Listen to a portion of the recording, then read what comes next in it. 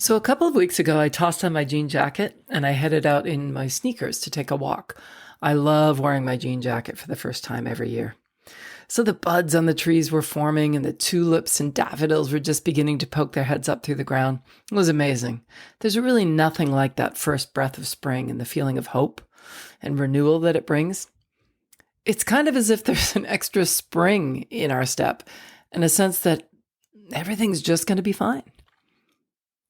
Well, about a week after that first glorious spring walk that I had earlier this month, I had to take my winter coat out again because the weather had turned unexpectedly cold and the forecast was predicting flurries.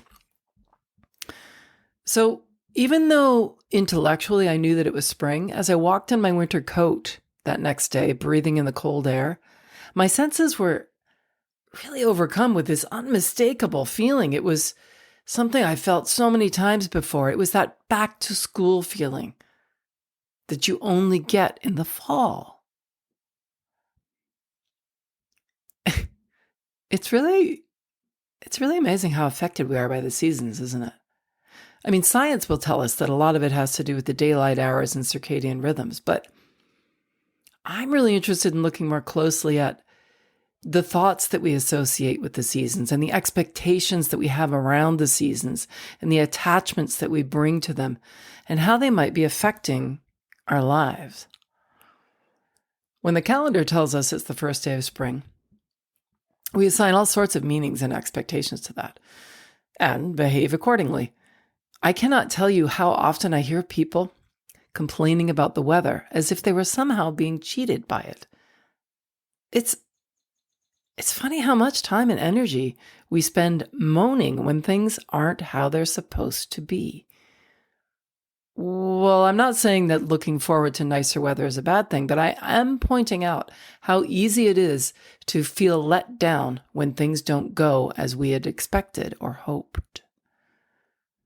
I've also heard folks talk about how their good mood might be only because of the weather and that they're worried that maybe it's the sunshine that's making them feel better and they're just waiting for the other shoe to drop. Wow. I mean, to think that we can't even own our own happiness. We have to associate it with a season. Listen, it's time to take responsibility for how we feel, isn't it? And this goes not only for the seasons, but in all aspects of our lives. I've been thinking lately that there are things that we love about the seasons, just as there are things that we don't or that we dread. But wouldn't it be interesting if we could live each day in multiple seasons? So in other words, just because it's spring now, tomorrow doesn't have to be a typical spring day, does it? Think about it. What are some things about other seasons that you enjoy, that you're only allowing yourself to do in those 3 allotted months during the calendar season? Interesting, right? I mean, that day that it was cold in the middle of spring, when I came home, I looked at the fireplace and there was a voice in my head saying, it's past making fire season. And I said, that's so ridiculous. It would be lovely to have a fire right now. And how lucky are we that we get to have a fire again? Who makes these rules? Anyways, we do. We make these rules. It's so interesting. And don't even get me started about the holiday season. First of all, we are never actually in the holiday that we are celebrating because we are so busy thinking about meeting expectations for the next one. Fall brings Halloween, which is really just a launch date for Thanksgiving, which is actually a kickoff for Christmas, which of course expects everyone to be joyful and grateful all at once on schedule at the same time every year.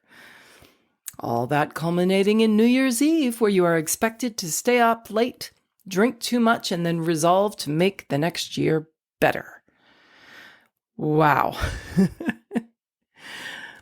Well, I'm here to tell you that there is joy to be found in all of these things, but that it doesn't need to live in a container. It doesn't need to live in a particular season, in a particular date.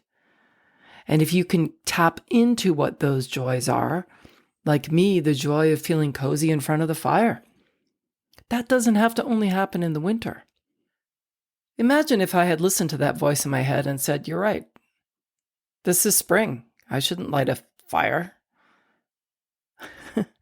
I would have missed out. So when things change and things don't meet our expectations, these are opportunities. These are opportunities to find something new or to do something that maybe you do at other times and bring it to the present moment.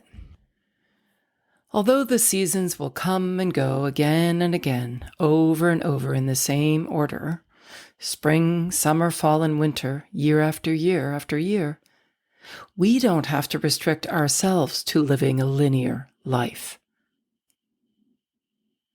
I am grateful for the ever-changing seasons, but not attached to what they are supposed to bring, because I know that it is up to us to season our own days and our own weeks, and indeed our own lives. So spice up your days, spice up your minutes, and live your life to its fullest every day, regardless of the season. I'm Lisa Hopkins. Stay safe and healthy, everyone, and remember to live in the moment.